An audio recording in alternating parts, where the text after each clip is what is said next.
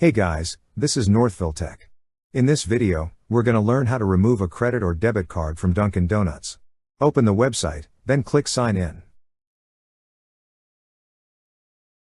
Now, sign in with your email and password. Once you're signed in, you will see an option for My Account at the upper right corner of the screen. Click on My Account. Then a drop-down list will appear. Click on Add/Manage Cards.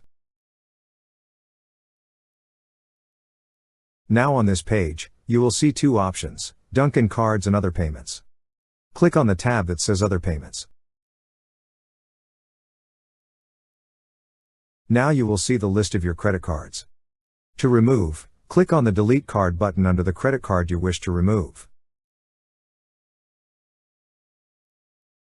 Then a pop-up message will appear asking if you want to delete this card. To proceed, click on Yes. Now you will see a message saying that the credit/debit card has now been deleted from your account.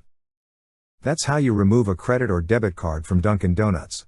Thank you so much guys for watching, and if you have not yet subscribed to our YouTube channel, please subscribe to our YouTube channel as we create tech videos almost every day.